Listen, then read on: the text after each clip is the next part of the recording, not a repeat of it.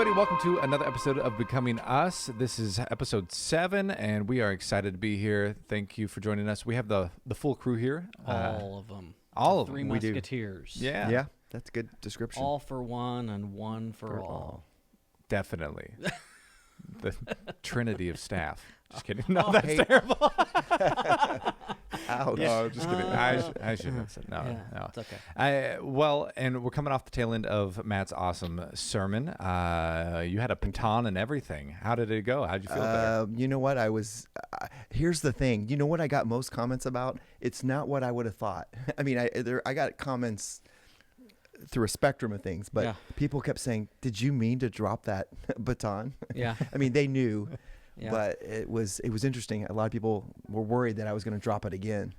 So hopefully it was a good analogy. Hopefully. Yeah, I wasn't sure if I should have given you that thing or not. I was like, he's gonna it's gonna be a whole thing. It's gonna be the drone all over. Well, you know what I had planned to use it for? I planned to scan as I was preaching, and anyone that was asleep, I was going to say, "I'm passing the baton. It's in your hands, buddy." Funny.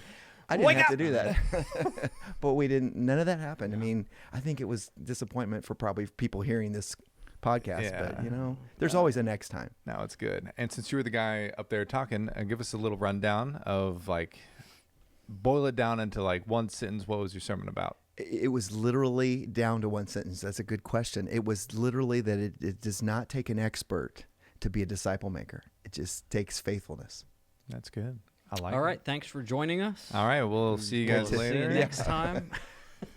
I mean, but you know something? I gotta get this out because I don't know if we're gonna. If you guys, did it bother anybody that Zach can play one more instrument? I mean, I told him about it. I was like, oh my goodness. He said, I've never done it before, and the very first time he did it yesterday, and I'm like, he was really just sitting there. Was it really you? That's the question. Yeah. Was it not pre-recorded? We had the backing track pre-recorded. Yeah. Okay, I was hoping so. Especially all the parts that bad. If you heard it mess up, it was definitely the pre-recorded. Yeah, for sure. Yeah. Well, no, but I mean, versatile. This topic is pretty dear to my heart. As you've been hearing, I guess you've heard enough sermons about it, but I keep thinking, how can we go one step further at helping people feel at ease at something that hopefully will start to feel natural, right? Right. And natural does not mean you know everything. It just means that you're faithful with what little you know, and you begin to help someone else become faithful. Yeah. Like Jesus loves you. It doesn't take an expert about that love to be able to tell that to somebody else. Right. Right. Yeah. That's good. So if there's nothing else we have to learn, then I guess we'll wrap this up. Yeah, we're done. Now, there's definitely a little bit more that we can dive into, but what was along those lines as far as not being an expert? What do you think are the hesitations and things that get in the way of people trying to pass it on? What are the roadblocks for people? What gets in the way? Fear. I mean, I think a lot of people are just scared that they're gonna hurt somebody more than they're gonna help them. Maybe. Mm-hmm. Like, am I gonna give them the wrong answer, or how stupid am I gonna look if I don't know the answer to the question that they ask? Yeah. And guess it's okay to say, you know what, that's a great question. Let's find that out together. Yeah. Mm-hmm.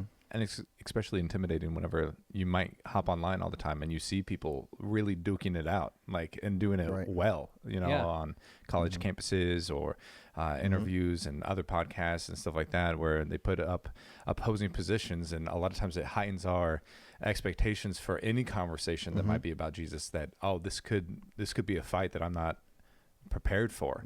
Whenever a lot of people aren't trying to duke it out, and if they're genuinely seeking, they're open for a real conversation with a real person that has a real experience. And it's hard to argue with your own personal experience, so share it.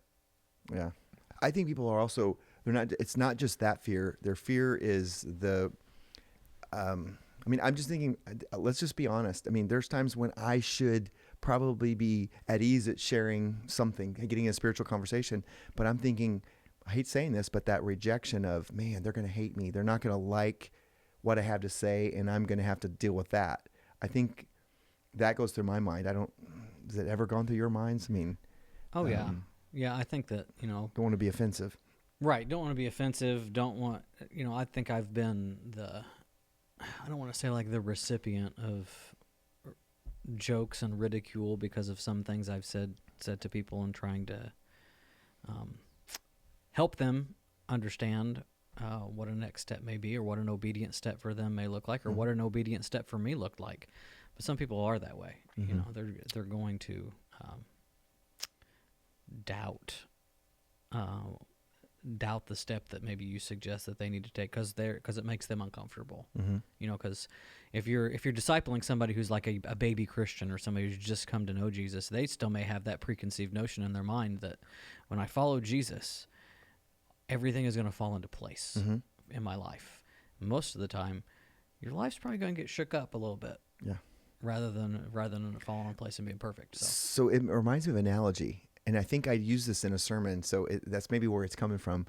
But if you guys asked, hey Matt, let's go swimming, and I'm like, okay, I don't really want to go swimming, but I don't want to change my clothes, or I don't want to, whatever. We're going to be in the pool for 15 minutes or whatever. I really don't want to. For whatever reason, I don't want to mess up this great hair. I mean, it's taking me months to get it to look this great. But here's the thing. Now let's take your son walking near the pool and he falls in. You know what I mean? Do I have that same reaction? I don't really want to get wet. I might mess up my clothes. I might, whatever. These are new shoes. Yeah. I can't get them wet. I can't jump in the pool, right? That's not what's going through my mind. And I don't know that's not what's going to go through your mind. Yeah. But when we see the danger and the immediate response that we need to take, it doesn't matter how I am. I need to just dive in. And I know maybe that's a little extreme in some ways, but I mean, I think if we see that. Yeah, that's one of my best friend, whenever I graduated high school, he gave me this book, and the title, it was kind of cheesy, but it was just a true statement, like the one thing that you can't do in heaven. And that's that you can't go back and bring anybody else with you once you're there. So the one thing you can't do in heaven. So it was all about evangelism, and the guy that was the author, I mean, he was like, you need to be out there handing out tracts in the parking lot at big Major League Baseball games. You need to be out there. It was a lot because I never heard anybody talk like that with that kind of urgency. And there was like talking about all this stuff, like how could you really consider somebody your friend if you do not actually like eternally like throw it out there because you're really worried for like, am I going to spend forever with you or not? That's how much I care about you. I want you to be there with me, and you can't go back. And then you pair that with all the different things where like, store up for yourself treasures in heaven. Like I've always read that as like, I mean, you're not taking money, you're not taking clothes, you're not taking anything with you. The only thing you can really take with you is the people and the souls next to you. And I feel like that should be what we are storing up, but it was like a real confrontation with like, is this actually everything? Is this actually important? Do you actually care for this person? Not just like, I want you to feel good right now, but I want you to, experience God forever, and it's a tough thing. It's a tough thing to wrestle with and be confronted with and be like, I might in that realm and the way of thinking, hate my friends, if I'm not actually putting myself out there. And it's not maybe the most healthy way to do it because there is timing. There is so many different things that kind of comes along with it, but you still got to live in that reality. Urgency. I keep asking the question as you were speaking and as I was thinking of the analogy I just gave, what's the urgency? The urgency is that the person you might need to talk to might not be here tomorrow. Or the urgency is you may not be here to give that message. Yeah. I mean, you know what I mean? Like there's an urgency on both sides.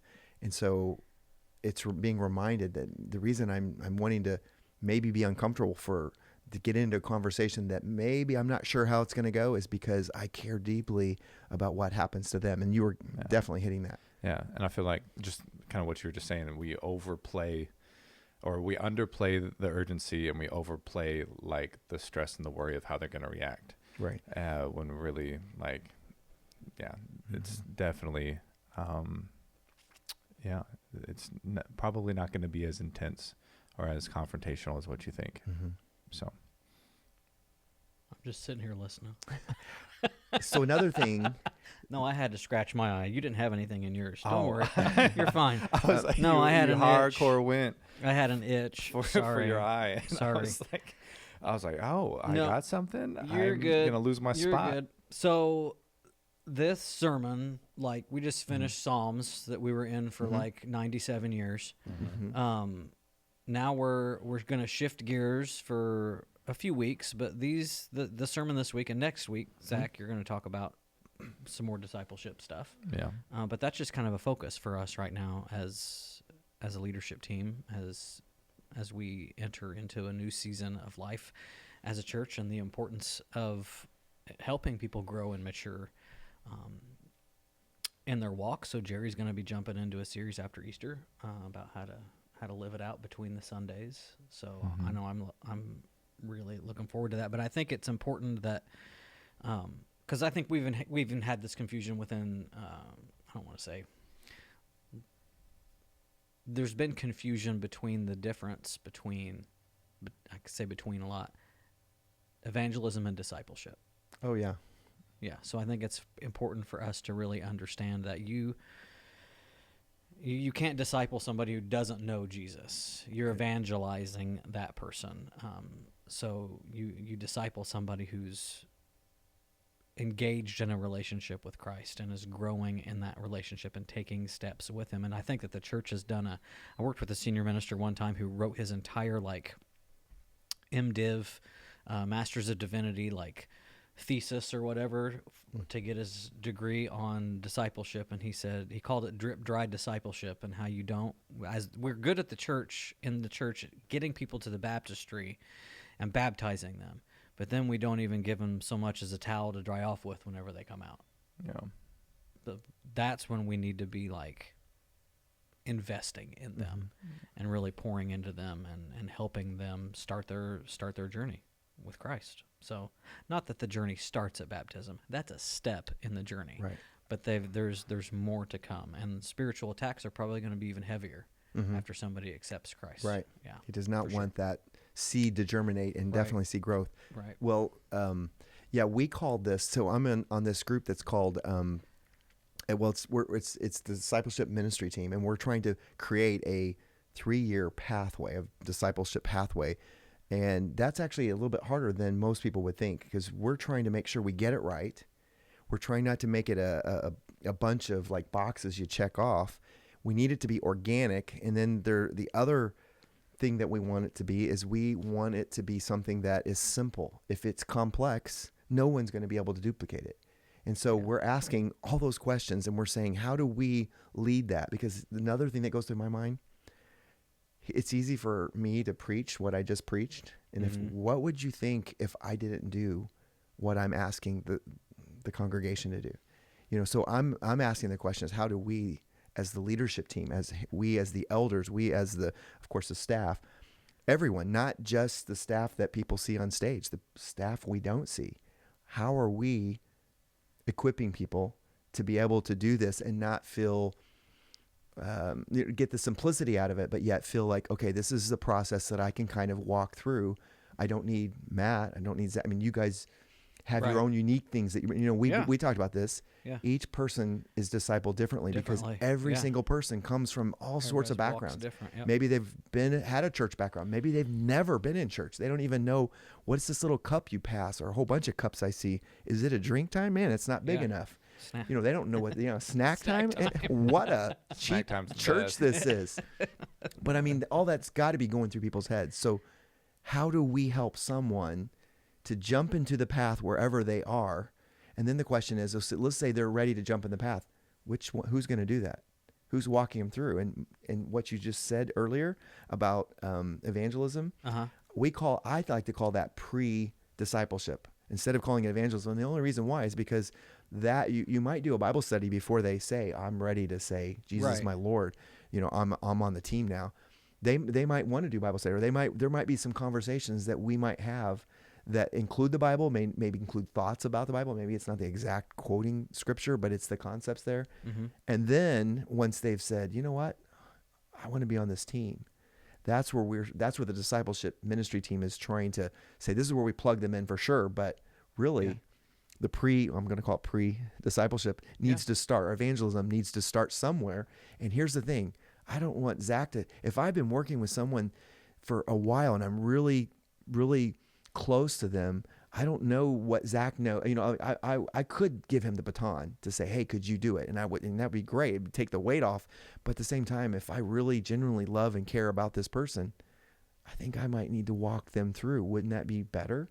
Mm-hmm. They know me. They don't know Zach, you know, even though he's very talented. There's definitely a lot of things, or you too. I mean, everybody has their talents and their gifted, not just spiritual giftedness, just the talents they naturally have. And so people aren't going to like the same things that I like or that you guys like. Mm-hmm. So God's uniquely given everyone these abilities and talents and definitely spiritual gifts if you're already a believer. Yeah. And those play a role in how you talk to someone. Yeah. And it's definitely hard to, I mean, you definitely can't use, well, I don't really click with them, and you'd probably be better because you guys have the similar interests or whatever like that. So you'd be a great person to disciple them. And that is true to a point. Mm-hmm. But also, if you only like commune and have relationships with believers that are exactly like you, that's called just being alone.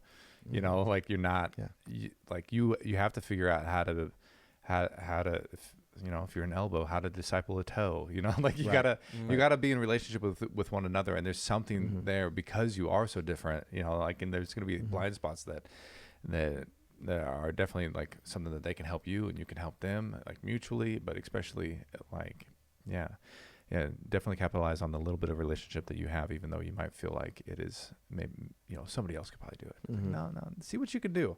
You God's equipping each of us. Take them all the way up to be right behind you and then pass them off, you know, to use your duckling metaphor. That's exactly what that meant. That's exactly it, though. You get it, Zach. Good job. Yeah. And then what you said, I think with the way you started things out when you were talking about, you know, you don't have to know everything to disciple somebody. You don't have to know everything to lead somebody to Jesus. I thought about like the book of Acts when they're preaching that first sermon. And everybody's asking like, who, you know, what authority do these guys have, and who are they that they say all these things? And people say, you know, that they were just, it was just noticed that these men had spent time with Jesus. They were ordinary people who spent time with Jesus. Sometimes that's all it takes. Yeah. Don't have to have the vast knowledge. Yeah. So, and it's definitely different whenever you have a conversation with somebody and you're like, oh, you know him. Mm-hmm. Yeah. Mm-hmm. Like, you don't just think he's alive. You know he's alive because you, like, I feel like you just go home and he's there, you know, somewhere like where is he at? Those are my favorite kind of books to read, is like, you know, kind of the people that as you read, you're like, oh, this is a different thing. This isn't just a head knowledge. This is experiential knowledge. There is definitely some deep time that they've spent with them. So, curious, when you're talking about passing the baton, and when you're talking about like influencing of other people in your life, who is like a key person that you feel like invested in you, and what did they do to pass it on to you, or what did they do to invest in you, and why do you think it was so meaningful and successful, I guess, in your walk with Jesus? Go ahead, Matt. Oh, sure. Well, I mean, to me, I see different people at different stages. Like Jerry actually played a pivotal role at a lot of times of the way he set things up. He created environments where this could happen. And so sometimes it wasn't always him. I do remember him walking through what it means to be a believer. I remember we were at it wasn't Camp Rosen, but you guys never went, you didn't grow up there. But anyway, it was Temple Hills is what it was called. Anyway, we would go to this place and we would do all sorts of things, but sometimes we had one-on-one time with some leaders, and I would notice things like they were reading their Bible. Maybe I should do that. You know, they didn't actually always speak it out loud, but I remember thinking, okay, this man knows a lot of scripture and it seems like it's helping him. I don't know what that is. I'm interested. When it became real to me, and it was at, believe it or not, Christ and Youth Conference really played a pivotal role. I pin it right down to a thing called His Time where I mean, it was where I started reading scripture. It wasn't even the first day. It was probably the second day, I think. I just remember reading, and God was like talking to me personally. I'm like, wow. But then once I realized, okay, I'm on this team wholeheartedly, not just I say I'm on the team, I'm really on this team. Then I started noticing things like, how do people pray? You know, I would listen to different prayers and different things, and I'm like thinking that person seems like they just walked away from Jesus, and they're now, they were talking to him personally, and others seem like they're just saying words. I don't mean like trying to judge everybody's prayer, but I mean, I was trying to learn to be discipled. But Steve and Sue Bilo were some people that you may or may not have heard them, but they were really significant. They often would take us to their home, or sometimes it would be out to eat, but usually it was these moments where we'd have together, and then they would talk about how God's working in their lives. They didn't always have it figured out, but the main thing, and I don't think they realized they were discipling us. So, and those were some other people, and there were some also people my own age, like Todd Hancock, Shirley Carter, that's her son, I mean, and Casey, both. They were here when I was growing, and I remember watching what they did. So sometimes it wasn't, I have to admit, our discipleship wasn't exactly one-on-one all the time, but there are moments that people played a pivotal role. Even the McCunes, Donna and Dave McCune here, they don't see themselves as spiritual powerhouses, especially back then, but I remember looking up to them and thinking, man, these guys know something about Jesus that I don't quite understand, but I want that. I could something. Sometimes the most powerful influence in your life is like a quiet influence. That's Just that whole, like, it's caught, not taught. Right. Like when you're thinking of a little kid, there's so many different things that Ralphie does just because, like, Dada does it. Yeah, we wanted to talk to you about that. Yeah. Right. Some things we've noticed. He's been going crazy. Yeah. No, but that's why, like, even like when we're talking about, like, when you disciple somebody, you go alongside them. It's literally just so all of the unspoken things can rub off because you're not going to be able to teach them with your words every single thing. And it's not like that would be a successful, good way to do it. So being alongside someone, we always say, like, living life with somebody, we always say, like, just coming alongside, and we're doing this together. I'm going to go to your kids' games. Your kids going to come to my games.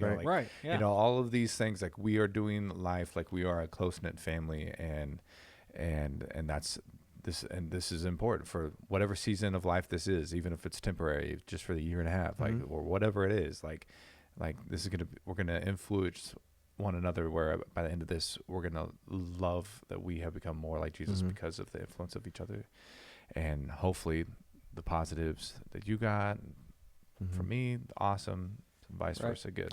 I'm hearing this word proximity.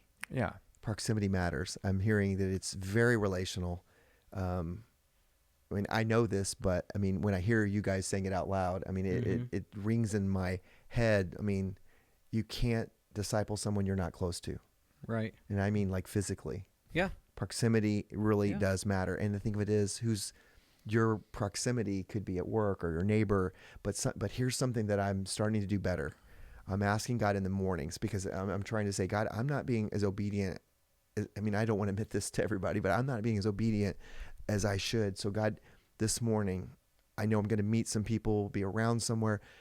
I mean, you're probably going to hit me, like, a blindside me with someone, but whatever it takes, get my attention, help me to notice that moment. And then, God, I need the boldness and the braveness that, if that's a word, you give me that, so that I can actually or courage, that's the word, so that I will actually take that step and be faithful. And I want to be faithful. So God, I'm giving you permission, but I'm going to regret saying this, but I'm giving you permission to slap the back of my head when I don't take that opportunity.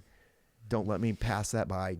And I'm literally praying that in the morning, because I want to be better. Because here's the thing, I'm tired of not modeling it for people. So now I'm saying I want to model it. So how do I model it?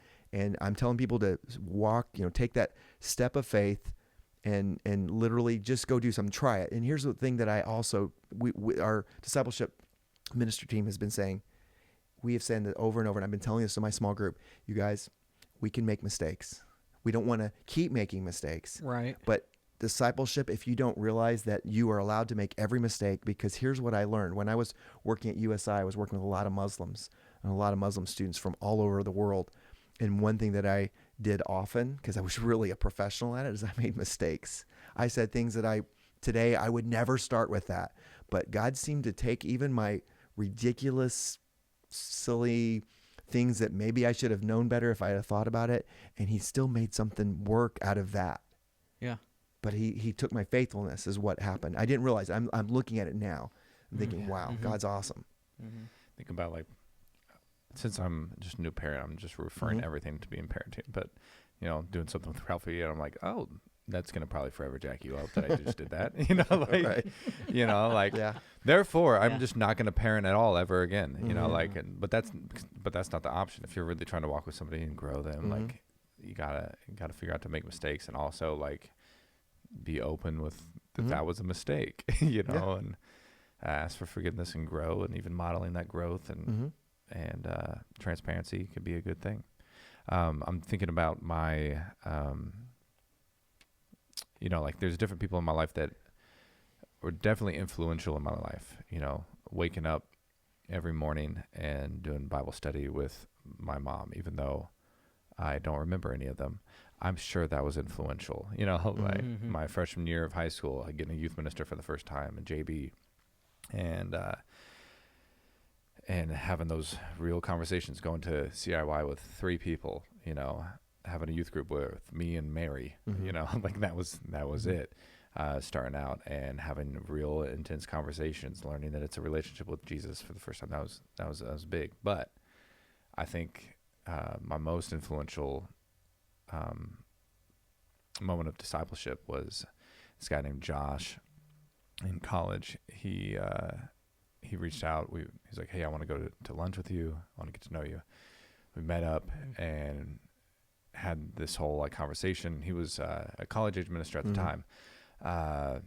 And we talked, and I remember just being around and be like, man, if I had even a moment to be around him, like, he seems like his brain works the way mine does, but he seems like 5-10 years out in the future from me. And, like, it would be so great to spend any amount of time. So when he said lunch, I was like, yes, sweet. So I went to lunch, and he was like, tell me your story. So I went through and I told my story, and he's like, awesome, that's great. At some point he told his story. But then he's like, hey, I have a group. We're going to meet for the next year and a half. You have to do life together. So you actually, like, we need to go to the same church. We need to serve in the same places. We need to jump in, and we're going to meet up every Wednesday for about 2 to however long it takes, hours. And we're going to go through everybody's life, everybody's story. We're going to figure out how we can fit you in to be an active member of the kingdom of God. We're going to try to figure out what your role is, and we're going to make sure that you are growing. And this is what we did. So we would meet up at his house. It was crazy because he had a girls group that when we showed up, they'd leave and they flip-flopped, and he did it for a year and a half. And we went through, you know, everybody shared their stories for like 3 hours, you know, like just them just talking, and then everybody asking questions, deconstructing, figuring out why things were left out. Why was that put in whenever you mentioned this earlier? And really getting into, like, why do you think about God the way you think about God? And who is Jesus, and what does God want from you? And why, you know, why does that make you feel like you're a failure constantly if that's what you think God wants from you? You know, just interesting things that we really went through. But it was a year and a half, and then he's like, all right, we're done. Wow. You know, we're colleagues now. Like, I've taken you up to this point. My expectation is you're going to go do this now with other people. And that's cool. And he got another group of 5 guys, and he did it again. And we were like the 11th or something. I don't remember how. He had this whole thing. It was like the brotherhood, you know, but there's also sisterhood, you know, because his wife was doing that with them. So it was a lot. He was a discipleship powerhouse, but that was the first time that I was like, I think that's actually like what discipleship is. Like we were a part of each other's lives on a deep, profound level that I've never experienced. And these guys that were strangers are now my brothers, and this is something. But yeah. And then I'm like, then another Bible study just sometimes doesn't hit whenever you've experienced something like that, you know? And then the time to create that. Yeah. You have family, you have kids. What a big thing. Yeah. So. I know it's like super cliche to say that your youth ministers had the most impact on you in your walk with Jesus, but I probably had 2 of the best, I would think. From like my grade school years through high school. his name was David Meeting, and he was just, I mean, he just invited me into his everyday life. Like, I don't know why he picked me, because there was a lot of other kids in the youth group. But even if it was just sitting in his office or going to, we'd go to Subway like every Saturday. Just, he didn't really want to talk about a lot other than just what was going on with me. And he invested a lot. And he introduced me to, CIY. He baptized me. And, you said, proximity has a lot to do with discipleship. And yeah, he was very influential as he was close to me. But that time always comes in a kid's life in youth group where sometimes the youth minister moves. Okay, so I'm in high school, and Dave moves away, and Dave is actually at a church with Jerry's brother in Wisconsin. But probably a month ago, out of nowhere, and I've talked to Dave off and on through the years, but a month ago, out of nowhere, he calls the church here and asks for me. Said, "Hey, I was just thinking about you. I just want to pray with you over the phone real quick." And, he didn't know that was a time that I needed it. And he probably called me every week for 2 or 3 weeks after that, just to let me know that he was thinking about me. So that the discipleship relationship is one that continues through time. But also Jerry Dusenberry was my youth minister later in life, like high school and post-ish high school. So, and I can probably say that he's the reason that I am in ministry now, because he was the guy who invested in me. He gave me a book whenever I was just graduated high school, called Following Christ by Joseph Stoll, and it really taught me that what following Jesus really means, and it's not just about making Christian decisions, but it's about actually making decisions that Jesus would have you make, not just doing Christian things. It's not just about doing Christian things, but it's about following Jesus with the decisions that you make, and your priorities and all that. But even, whenever I dropped out of Lincoln, and I thought, everybody's going to be disappointed in me, especially this guy. He was the first person to give me a place to serve, and come back and help with the kids. And I didn't even start leading worship until I dropped out of Lincoln. I never even played an instrument before I dropped out of Lincoln. But that book, I'd recommend it for anybody. It helped me to see that discipleship, like we've talked about, isn't being impressive or influential, but it's just about being yourself and being faithful and being obedient. And I've noticed over the years that as I fostered relationships and friendships with people, that I have seen more and more and more that everybody's discipleship walk is different. It's not, everybody's is not going to look the same. We all have to be obedient in how we follow Jesus, but every step doesn't have to be identical. We don't have to be walking down the same road per se. We just all have to reach the same destination. So anyway, that's all I got there. Yeah. I think the weirdest thing that I feel like I need to say right now is that when you're trying to grow and figure out discipleship, like all of these things that we've talked about are relationships with people. Yeah. As much as if you're at this point listening to a podcast, it's not a podcast. There's so much personal growth that I try to do that is just in taking podcasts, but the podcast isn't going to call me out of where I fall short and what I'm doing that isn't Christ-like, and trying to get me to push myself to be the best version of myself. Like no matter how motivational it is, no matter how scripture-filled it is, it's not a brother in Christ that's going to spur me on. So as much as we love that you're listening to this podcast, go talk to somebody. Go find somebody that you can invest in. Go find somebody that can invest in you. Don't make it weird though. Right. Don't say, will you be my mentor forever now?